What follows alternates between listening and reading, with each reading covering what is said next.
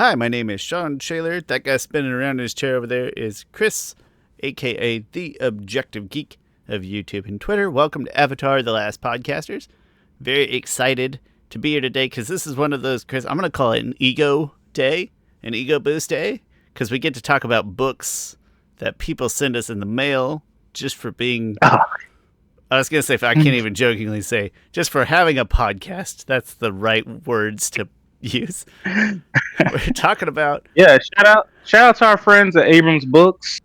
I just sent them an email back because I'm slow at sending emails. I just sent them an email back thanking them for sending the book, especially thanking them because I got the book like the day before going on vacation, like the absolute day before, which is great. Got to read it on my cruise. It's called The Reckoning of Roku. You got it then, and I got it on a...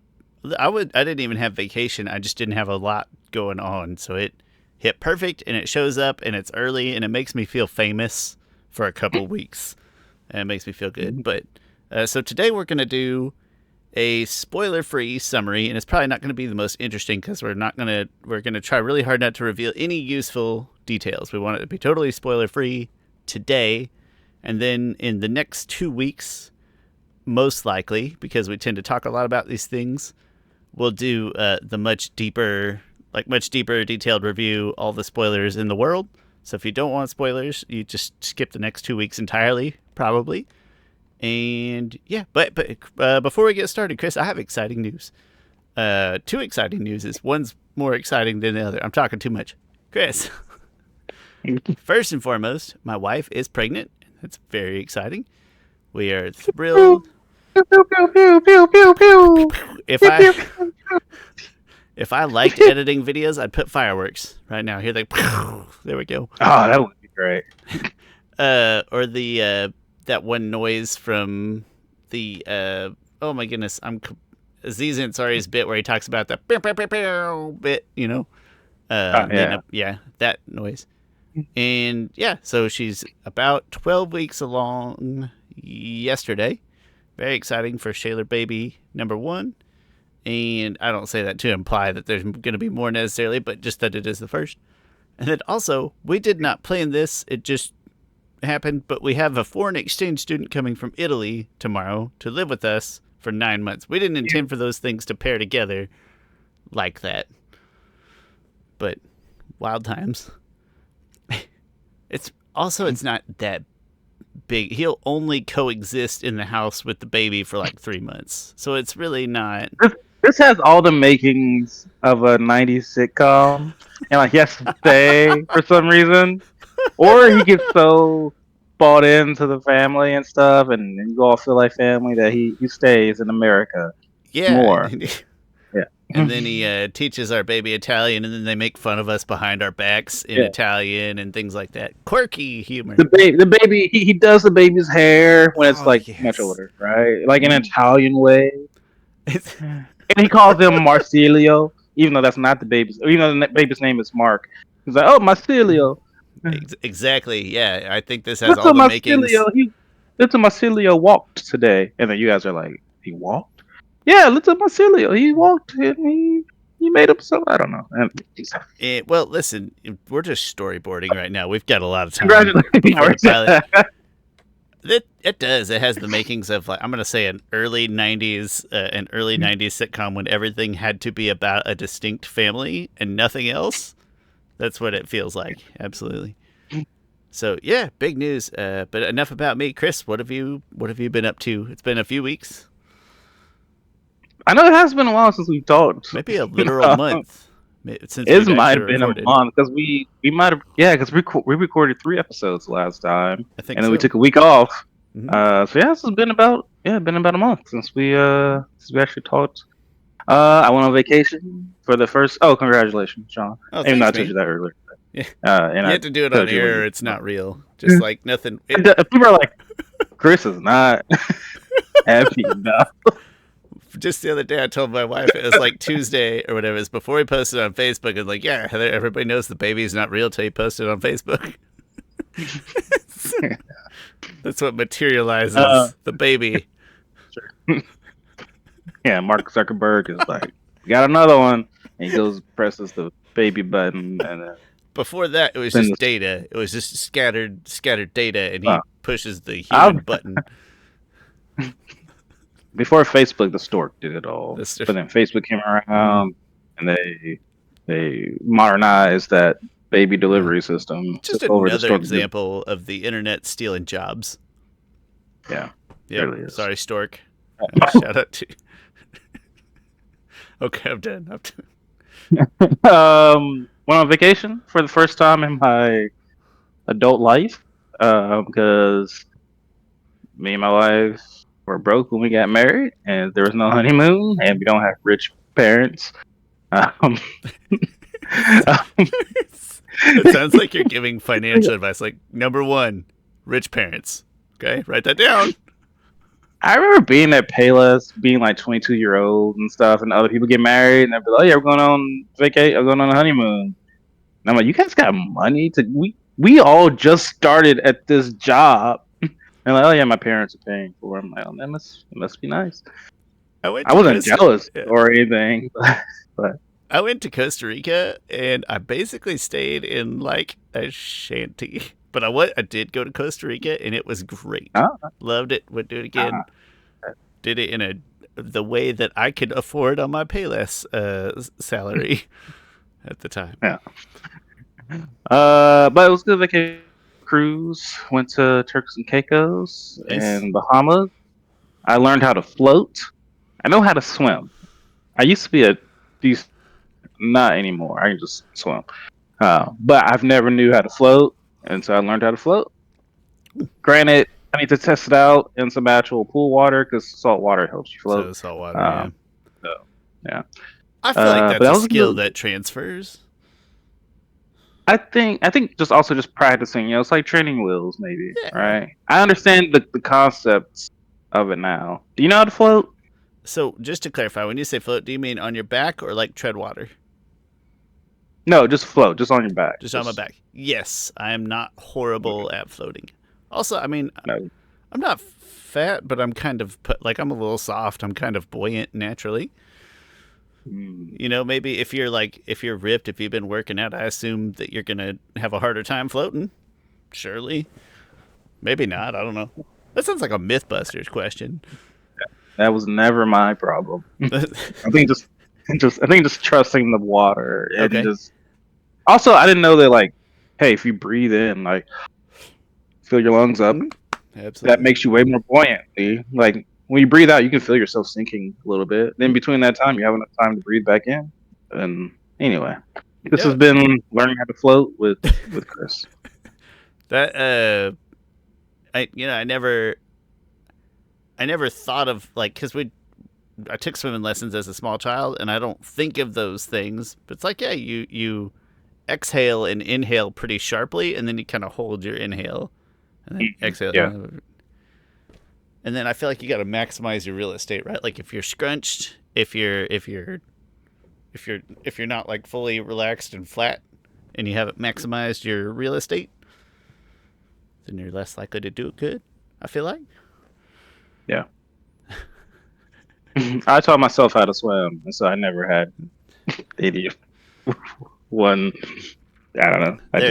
There's not a whole lot to do in Cunningham, Kansas, but there's a swimming pool. People get their kids taught how to swim early as if that's an important facet of living in Kansas. It's not. Yeah. Just for the record, it's never once come up to save my life in a literal sense.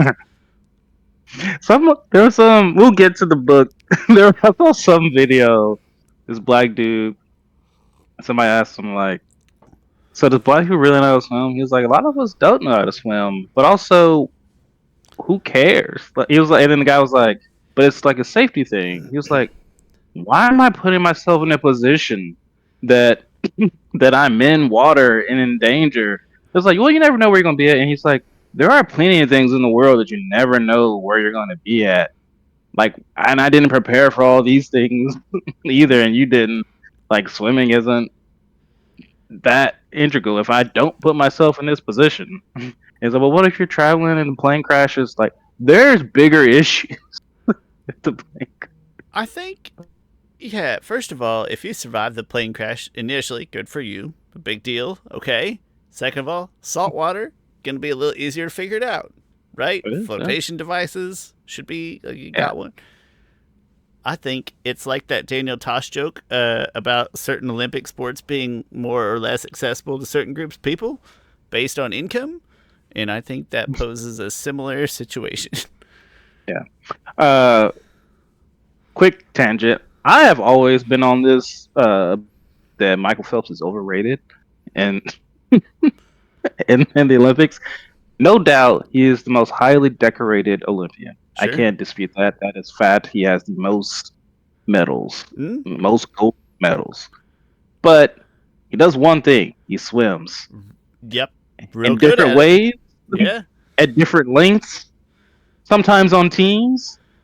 It's all swimming. Like he could earn, like each Olympics, he could earn up to like 6 gold medals. But like in the NBA, LeBron James has been the best player in the NBA for like 10 plus, more than that probably.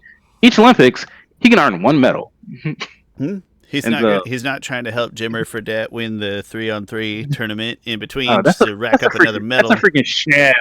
That's such a sham. It wasn't fun to watch. It was not enjoyable. Not just because TBSA was losing, right? Just watching it was not enjoyable at all. Well, then the rules to get into it are like, oh, well, you had to play in like a certain number of 3-on-3 games that takes place during the NBA season, and so like NBA play. That's why there's no NBA players on the team, because they just couldn't qualify. Like Kyrie would cook people in 3-on-3. But and so like when I see that, I'm like, well, this isn't the best people. Like why do I even care? This is not the best. This is not even the best that all of the countries could offer. But yeah, well, and I just not that my joy determines what an Olympic sport should or should not be, but like I had more fun watching handball or anything. Handball seems fun. Yeah, or anything that Flava Flav or Snoop Dogg were sponsoring. Had more fun watching those sports than I did watching kind of a strangely coordinated 3-on-3 basketball thing. But hey, I didn't know that Jimmer Fredette was still a person who exists. No, Michael Phelps has the most medals because he has like a sport bias where they just get to do that a whole bunch. And good for him. Yeah. I'm more impressed with like Simone Biles because pole vaulting is different than the floor routine, which is different than a balance beam, which is different than the uneven bars. Like those are different skills. It's just a different thing. And she wins like the all around, or she wins those individual. So swimming, I get like freestyle, breaststroke. If you have giant strong oars growing out of your shoulder blades, they're probably going to be pretty good at swimming this way, or this way. They're probably going to multifunction. Yeah. And he does. He has big old oars that are just attached to his shoulder blades. That's all they are. I don't even know if his elbows bend. They probably just stay straight. We should watch that sometime just to see. They don't even cave. They don't give. And in the words of Dana Tosh, I'm pretty sure not allowed to use your ears to paddle. Never seen him at the podium with his hand on his heart. Never once. I actually. That would freak. Anyway, I'm proud that he is an American good swimmer. I would say this: when it comes to sports in the Olympics, I become a nationalist. I'm like, F this other team, USA, baby. And don't talk crap about our country. Sure, we may not agree on a lot of stuff, but screw y'all, USA. I'm kidding. I mean, I'm slightly kidding, but there is just a sentiment of like, yeah, we got the most medal. But it's more okay. So at least it's more sports that you. So it's probably all sports, right? Like, okay, of course I'm going to cheer for USA unless there's a person on there that did something horrible. So I don't know. But like basketball is something that we inherently care about. There's a lot. I am definitely more into basketball. Right, and so it's a team full of people with whom we're like intimately attached for sports and diversion. So it's like, of course, we're gonna be extra nationalist when we're talking about basketball. It makes sense to me. I like seeing things that I've never just like insane feats that you never see any other time of year. And I love the memes, right? I love the turkey guy, I love the pole vault guy that hit his pole. God. I love that stuff. Chris, the best things to come out of this Olympics were not gold medalists. It was everything else. It was Simone and Biles and Childs bowing to the Brazilian lady, the pole vault guy, the turkey guy, the turkey guy is so because he wore none of the extra stuff. He just goes up there, just hand in pocket. That becomes a celebration.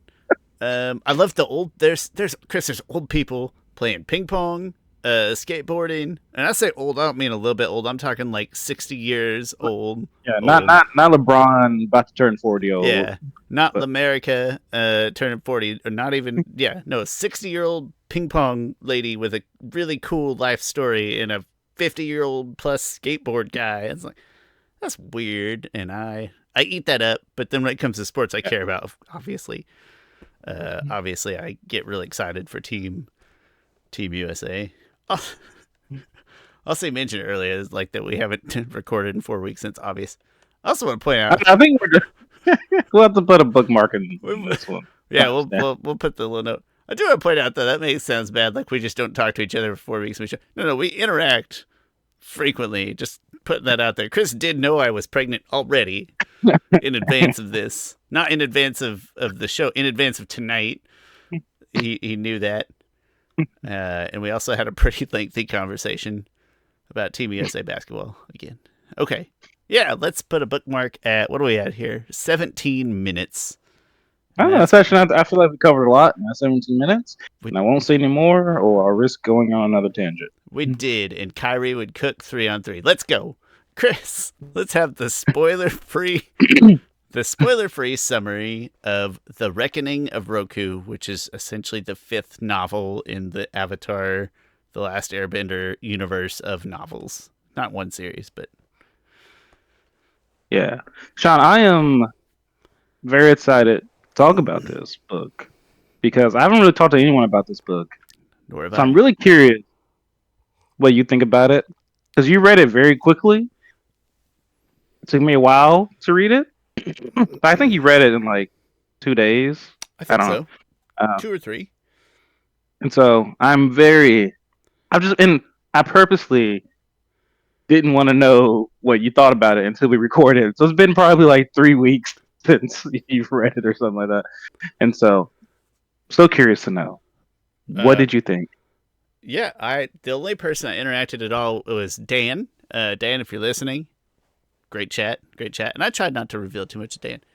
Chris, I thought this was I'm going to call it a very comfortable read that I thoroughly enjoyed. Is like a little too strong, but just from start to end, it just flowed. It moved. My brain stuck.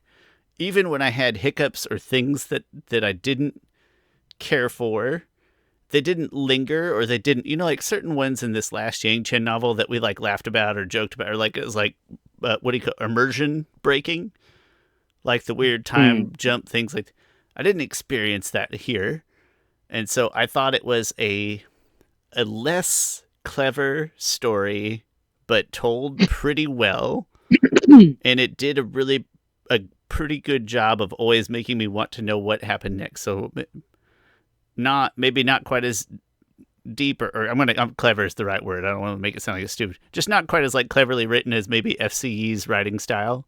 But he did a really good job of just keeping me on the hook and wanting to know what happened next. And I kept reading. And then at the end, I thought, hey, that was a really good time, and it was a comfortable read.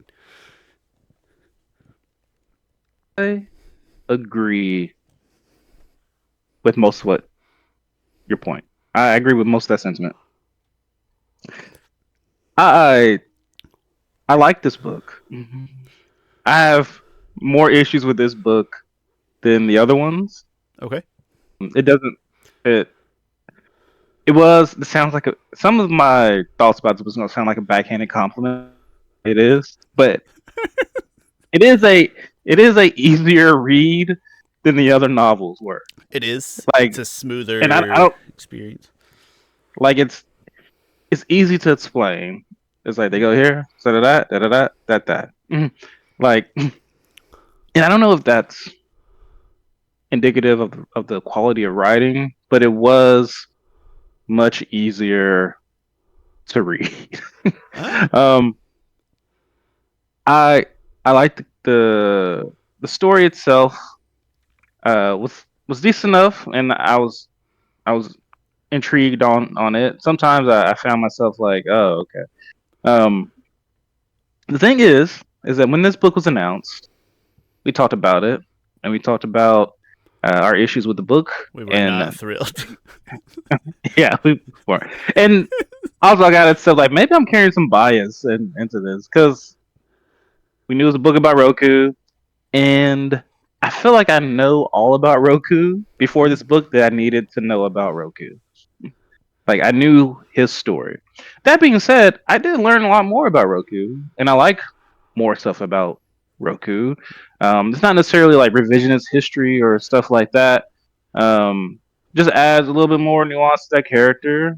Get a little bit more taste of who he is.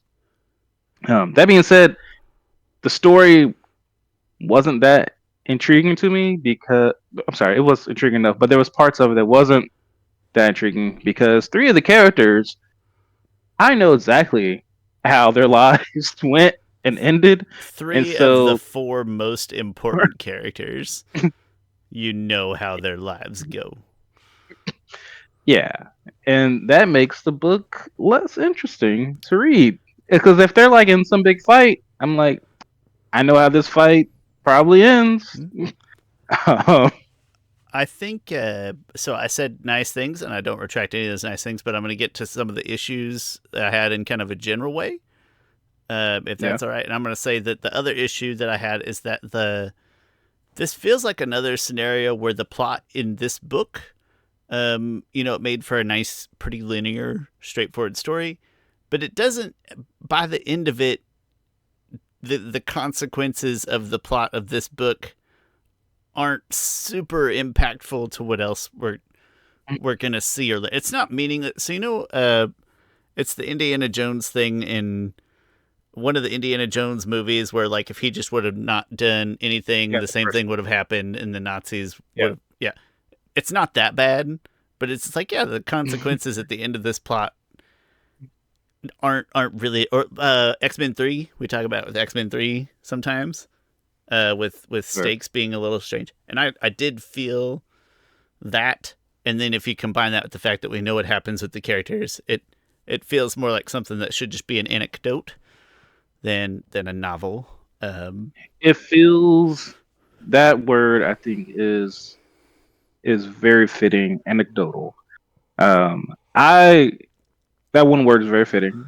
I described it as like, oh, this would be a really good like 3-part episode story. Like, while the Kyoshi novels feels like, oh, this is a whole season or seasons of a story or epic adventure, while the Yang Chen novels feels like a almost like a 10 episode special series or something. Yeah. While this feels like, you know what, 3 episodes will probably be enough to cover it, maybe 4. I thought it felt like graphic novel material. Like if somebody wanted to break off and write, like, hey, we need more Roku content. Like, hey, I've got a neat idea, and it would break down into 3 issues. Of a graphic novel. It'd probably be fun to animate the scenery and the things like that we're trying to image. So again, that's not to say that it's I did very much enjoy it. It just didn't have the big impact maybe that we like with these big novels, and probably because there's nothing big impact.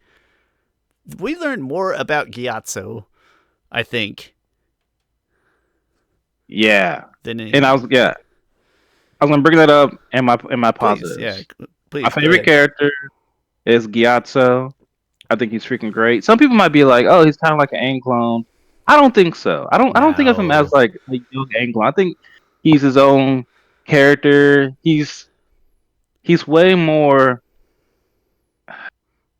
rebellious and like I don't know, a little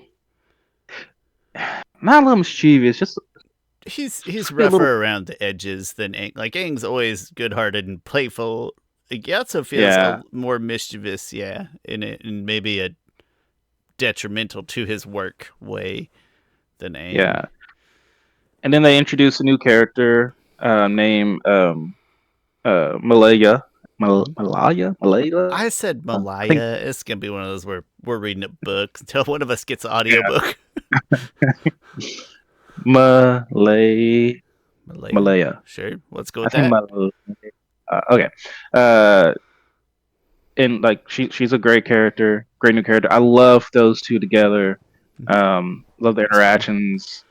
Like if the book, I would say this book proved to me that the Avatar universe could have novels that have nothing to do with the Avatar, or the Avatar is like in the universe, but the book is main focal point and POV is through some other side characters or something, because those two carry the book for me. Yeah, just like Star Wars, right? You got a big universe playing, go play somewhere else. It doesn't have to be about the Avatar every time. Yeah.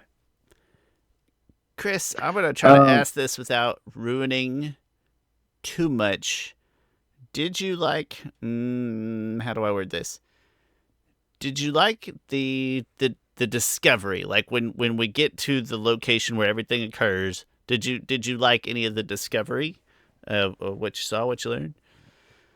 So they build up. It might be in synopsis. Let me see. Wait, That's where's true. If the it's in the synopsis, I feel pretty safe about. 1 second? All right. The back of the book reads: "Soil and rock present Roku from." Okay. This is not a synopsis. This is okay. Roku never expected to be the Avatar. Even his best friend, Crown Prince Sozin of the Fire Nation, doubts the accuracy of the Fire Sage's announcement. But he After all, doesn't. Sozin That's is. Yeah, no one doubts. I yeah. mean, That's too strong a word. yeah, maybe they doubt destiny, There you go. There but you go. they know it's yeah. After all, Sozin is the strongest firebender of their generation, while Roku struggles to grasp basic airbending principles, even after months of training under Sister Disha, his airbending master. When Sozin requests the new Avatar's aid in preventing the Earth Kingdom from claiming a remote Fire Nation island, it doesn't surprise Roku that Sister Disha advises him to decline. Convinced the Earth King's aggressive expansion of territory points to a more insidious agenda, so that's the kind of the mystery, Roku steals away with the help of an irritating young airbender named Gyatso. As the reluctant companions delve deeper into their wayward mission, they realize the fog-shrouded island harbors a secret that could lead to catastrophe in the wrong hands. Plagued by self-doubt but eager to confront the dangers ahead, Avatar Roku must learn where to place his trust and what it means to be a spirit of no nation, even if the lesson comes at a great personal cost. Honestly, from that synopsis, from it talking about the secret, honestly, I think was bland, and I'm like, okay, that was the secret. That's why are we here? The larger political secret I thought was bland, and talking about the greater consequences not being that exciting. I liked what they found there. I liked having that element of like, oh, this was before their version of the Industrial Revolution, and there's still unknowns. I hope I'm speaking in a way that like trying to get my point across without spoiling it. But I like that they found what they found in that coexistence. I thought that was unexpected. I found certain, I found certain, I I like certain aspects of what they found, but just the secret or the threat that came with it felt inconsequential. Yeah, it felt pretty contrived. Agreed. Yeah. Um, Like the secret, like in the Legacy of Yang Chen and the Yang Chen novels, they talk about unanimity. I always struggle with that word, and you're like, all right, well, what is unanimity. Oh, you did it. And then you find out that was good. And then you find out it's 3 firebenders who can combustion bend. Oh, okay, yeah, I get. While I think even then I was like, oh, that's it, like because we're used to combustion benders. I still get the power that comes with having these 3 people who can. They're not nuclear bombs, but they are like probably second in level strength to the Avatar. Like they can rival the Avatar's power. Also, it's like almost like a new arms race type of weapon. Well, and part of the secret also in those books was that there again, like the discovery of the how in the process was equally as part of the mystery. Yeah, it was connected. It was a unified, pun intended. Here it was like 2 disparate things. Is like here's the reality of what you find on the island that crafts the story, and then here's what you find on the island that's sort of the political crux that's going to lead to the next novel. And they were disparate. But I mean, I will say this. I did enjoy reading it. I did enjoy the characters, especially Gato and Leia. I enjoy learning more about Avatar Roku and his past and why Sozin means so much to him. I liked learning more about Sozin's the way that his inner workings have come to be, like his nurturing. I kind of like that. Oh yeah, there is a kind of play of like nature versus nurture with Sozin. Yeah, and like what makes him tick. Agreed. And I would say I do, and I wouldn't want to spoil this, but it does. Yeah, we always question like, why did Roku not kill Sozin? Like, why did he just not? It's honestly, it's the third Austin Powers movie when Seth Green is like 1 bullet, poof, boom, dead. You know. Yeah. Every action. And in this movie this book doesn't necessarily say. I don't necessarily walk away from this book being going like, oh, okay, I get it, Roku. I get why you didn't kill Sozin. Or I agree with it. But now I'm starting to understand the why of it, why he had reluctance to it, why he says like, I'm gonna spare you this time because of our past friendship. Why they're like it adds more weight in history to their past relationship. It wasn't just that they were best friends. There was more to that. And I don't want to like a lot of Avatar fans. I don't want to like lead anyone on. A lot of Avatar fans have theories that Sozin and Roku were. Well, they have theories that Sozin was in love with Roku while Roku didn't reciprocate those feelings. And there's a couple like self-hate with Sozin and stuff because anyway, that theory says Sozin's gay. There's now I feel like I'm spoiling by saying there's not that in there, but that's not the reason why. You can spoil what doesn't happen. That's fine. It's a big world of what doesn't happen. True. I think you're allowed, and I agree. You're allowed. I'll allow it. No, I agree completely. It's like, it doesn't justify it at all, but it's nice to feel better informed about the inner workings of their relationship. It at least even humanizes is too strong of a word, but it makes it at least slightly more relatable to a brain. Like, okay, I guess I see how that could have proceeded. Yeah, and I do like that the book. I was afraid that the book was gonna paint Sozin as like having no choice in what he did, like and almost giving him excuses for his genocide and his actions. But it doesn't paint him with that soft of a brush. No, it adds to it, but doesn't excuse. It doesn't like make him some like relatable. I mean, it makes him more relatable, but it doesn't excuse his future actions. It feels real. It feels like how a person that maybe you wouldn't expect that. It feels like a motive that could push him down that path. No. To end on a slightly negative note, I would say this. I do feel like the author Randy Ribay Ribay. or Ribay. I don't know. I'm gonna say Ribay. I don't. Yeah, which ChatGPT does not know. they tried to say insulting. Before our recording today, I made a summary of this whole book because I knew we were going to go over it. But I was trying to help myself out and not have to go back and kind of scan through the book. And so I went to ChatGPT and asked for a summary of the book. And it said, "Yeah, sure. It was written by G.E. Lee, some name it, completely fabricated and made up, and then it made up a whole story." Like I'm not, and I was like, "No, you're wrong. I'm not asking for you to make up something. I'm asking for a summary of this book." And it was like, "Yeah, sure, no problem."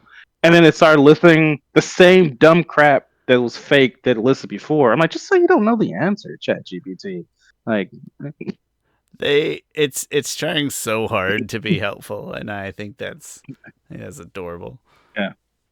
Oh, I was gonna say, I feel like the author sometimes comes across as an Avatar fan who watched the show once and was a big fan of it, but watched it once and then puts in references to be like, see, look, I'm like, this is something that happened in the past and something that references to the show. But then like that little statement he puts in sometimes negates or minimizes things that happened in the show, which somewhat to my annoyance.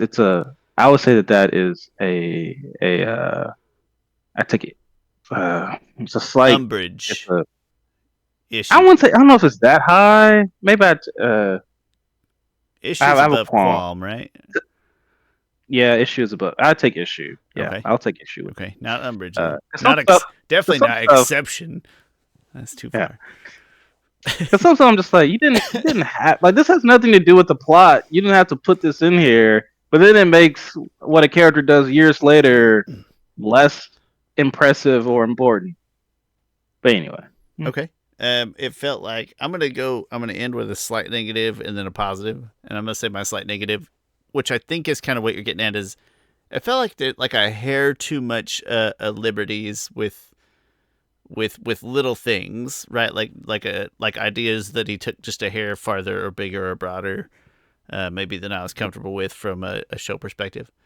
But my end on a positive is that I can't stress enough that he really did make me care enough that I definitely wanted to see what happened next. Like whatever about his writing, and I'm not a good complex reader, which is probably why, at least a chunk of why I didn't enjoy the Yang Chen novels as much as the Kyoshi novels. Right, the Yang Chen had a little bit more. Well, yeah, there's the whole political stuff and just the business aspects of stuff that takes a while to digest. You almost have to read it twice and digest it. It's like House of Dragons versus Game of Thrones, right? Setting quality aside and just looking at the themes and things. Yeah. But whatever it is about his writing style that did make me care enough that I did want to see what happened next, just to like and I'm not saying I was like engrossed or addicted. But it was like, yeah, there's enough here. There's enough mystery left at the end of the tunnel, or like whatever carrot that he was dangling was always good enough to keep it going. And I can't say that about a ton of books because I don't love reading. So that's my positive to end on. I'm in on the positive. He did introduce a new aspect to the lore of the Avatar universe that in my head I've always thought of being kind of true. Trying to explain some things that I'm curious what you think on it, but I find it interesting. It could split some people's opinions about it. It could be like the midichlorians of the Avatar universe. I think I know what you're talking about, and I think we are going to be in agreement of general acceptance and okay with itness. We'll probably dive more into that next episode, I imagine, in specifics. The midichlorians of the Avatar version. Chris, do you want to end with a generic rating or like ranking it against other books or anything like that? Sure, yeah, good idea. It is my least favorite book of the Avatar novels. I would say I have talked to other fellow Avatar fans who I hold their opinion in high regard. Um, and they I believe they liked this novel more than the Yang Chen novels, while the Kyoshi novel stands at like a freaking everyone loves it. The first Kyoshi novel is a masterpiece. It is. Yeah, it's so good. Like that is a page burner of a thing. Like, oh crap, my goodness. Like, oh, this happened. Like, it's they knocked that one out of the park. Which is I'm almost kind of sad about because books. While I love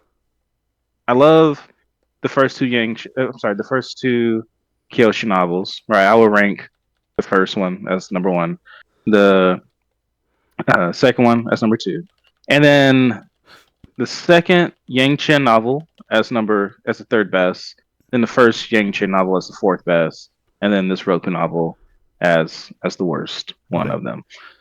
And so I still love all four of those novels, and I just like this one.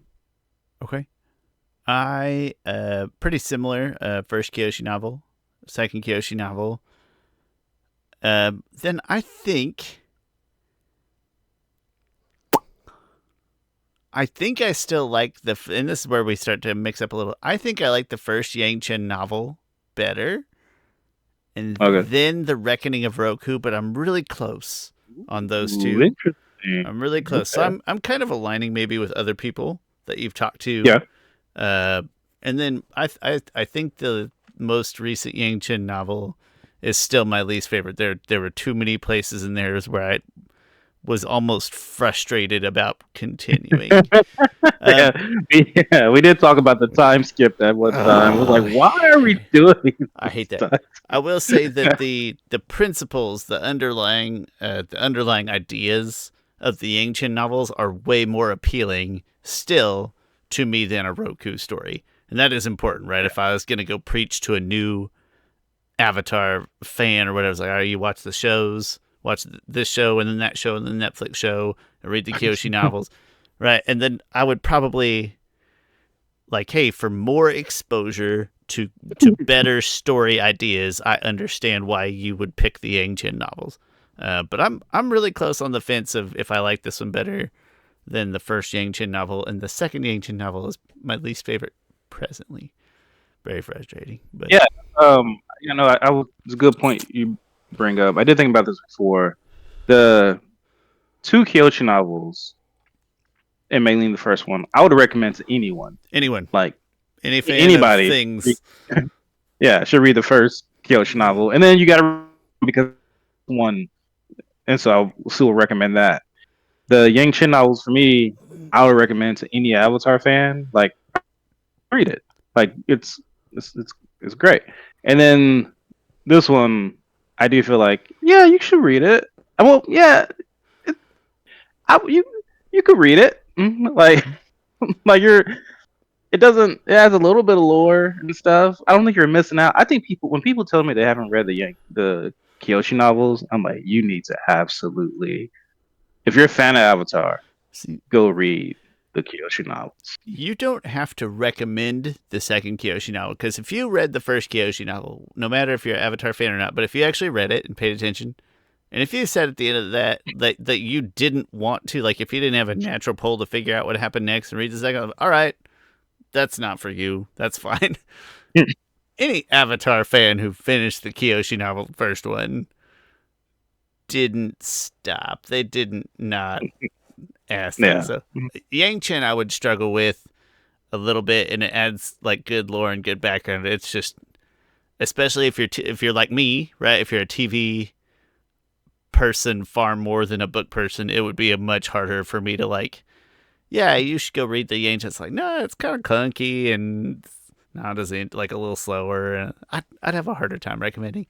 And this one probably falls in that category of like, I don't know if it adds enough that I would push it to anyone outside of pretty sound Avatar fans, pretty thorough Avatar fans. Yeah, I would say this. Looking at the side, well, really, there's only one new side character in the Roku novel, and that's Malaya. But I think her character is stronger than any of the new side characters Yang novels. Maybe besides Chasey or Chassie, whatever her name is. Kind of forgot. Yeah, I feel like we changed how we pronounced it every episode. She was great. She was cool. Yeah, she was a good adversary. Cool, like in like a weird big sister, in a weird like dark big sister to Yang kind of way, metaphorical big sister, not a real blood sister. But yeah, absolutely.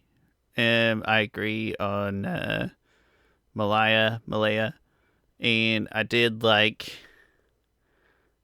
I like the human sides of the human side of Avatar Roku in terms of seeing his love interest and being more in tune with his.